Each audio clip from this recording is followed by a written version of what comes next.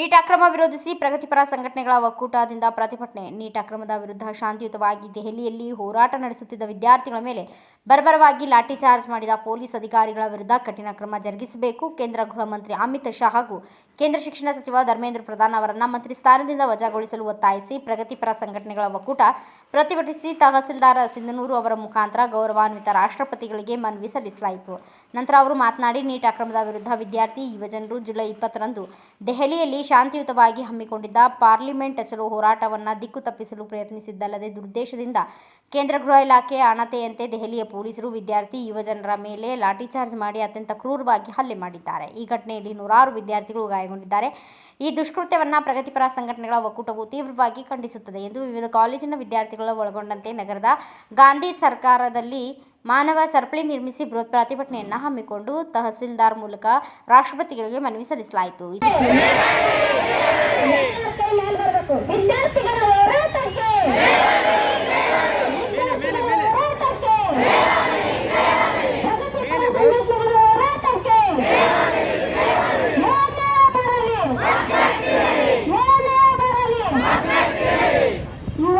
Neat ಪ್ರಶ್ನೆ ಪತ್ರಿಕೆಯ ಸೋರಿಕೆಯ ವಿರುದ್ಧ ಈ ಒಂದು ಹೋರಾಟ ನಡೀತಾ ಇದೆ.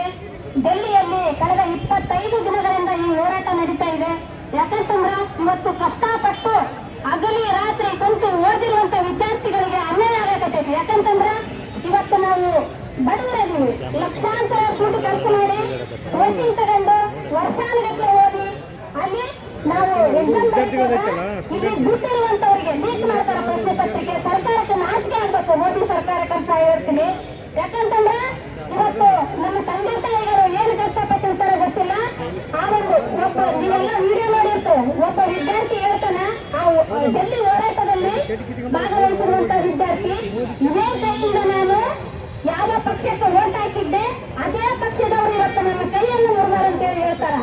ಆ ಒಂದು ಕೈ ಮುರಿತಾರ, ನಾವೇನು ವೇದಿಗಳ, ನಾವೇನು ಏನಾರ ಕೊಲೆ ಮಾಡಿಲ್ಲ, ಆಮೇಲೆ ಯಾರನ್ನ ರೇಪ್ ಮಾಡಿಲ್ಲ, ರೇಪಿಸ್ಟಿಗೆ ಸ್ವಾಗತ ಮಾಡ್ತಾರ ಈ ಒಂದು ಕೇಂದ್ರ ಸರ್ಕಾರ.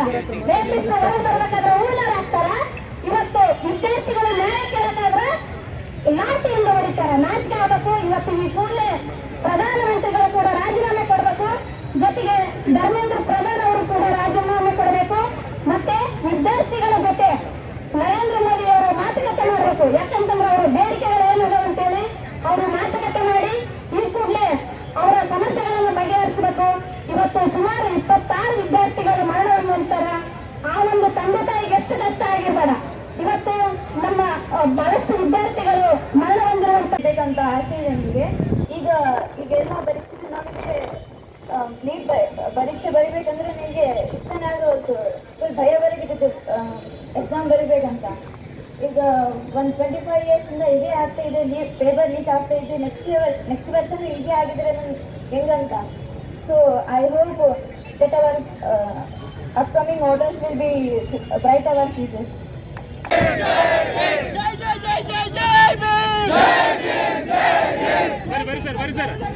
ಸರ್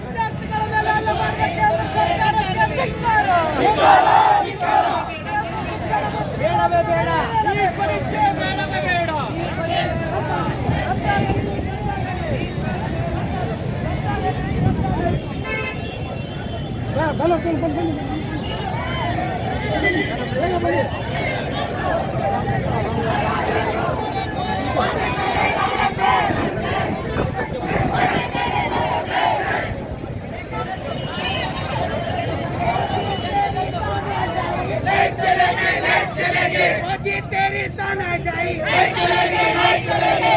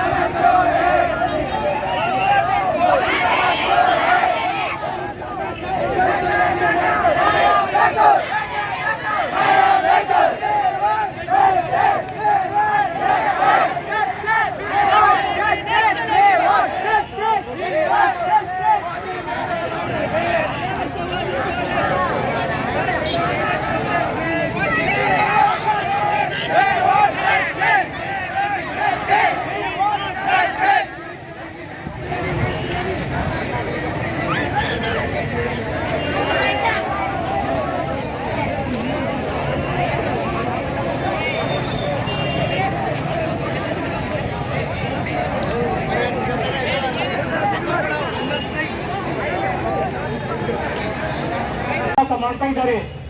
ಇಲ್ಲಿವರೆಗೆ ಯಾವ ಅಧಿಕಾರಿ ಬಂದಿಲ್ಲ. ಅಲ್ಲ, ಕೇಂದ್ರ ಸರ್ಕಾರದ ಮಧ್ಯಭಾಗದಲ್ಲಿ ಇರುವಂತಹ ಇರುವಂತಹ ಜಂತರ್ ಮಂತರ್ ನೀಡ್ತಾ ಇದೆ. ಈ ಒಂದು ಮಣ್ಣು ತೊಡಕ ಸರ್ಕಾರ, ಮತಗೇಡಿ ಸರ್ಕಾರ, ಕೇಂದ್ರ ಸರ್ಕಾರ ಅಧಿಕಾರದಲ್ಲಿ ಇರಬೇಕಾ? ಈ ಒಂದು ಪರಿಸ್ಥಿತಿ ಇವತ್ತು ನಮ್ಮ ದೇಶದಾಗಿದೆ.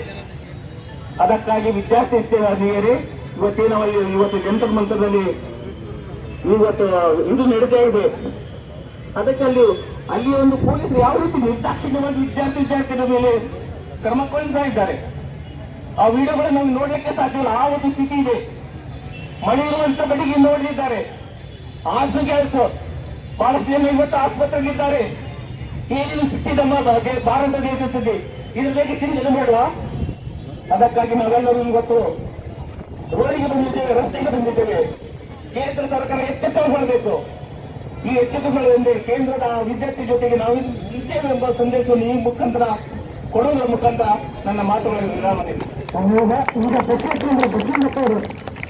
ಸಂದರ್ಭದಲ್ಲಿ ಚಂದ್ರಶೇಖರ್ ಗೋರೆಬಾಳ್, ಡಿಎಚ್ ಕಂಬಳಿ, ಹುಸೇನ್ ಸಾಬ್, ಅಬ್ದುಲ್ ಸಾಮಾನ್ ಚೌಧರಿ, ಬಸವಂತ ರಾಯಗೌಡ, ಅಶೋಕ್ ನಂಜನದಿನ್ನಿ, ಅಶೋಕ್ ಕುಮಾರ್ ಬೆರಗಿ, ಬಿಎನ್ ಯಾರಿದಿ ಹಾಳ್, ಭಾಷಾ ಮಿಯಾ, ಬಸವರಾಜ್ ಬಾರದಲಿ, ರಮೇಶ್ ಬಸಾಪುರ್ ಸೇರಿದಂತೆ ಅನೇಕರು ಉಪಸ್ಥಿತರಿದ್ದರು.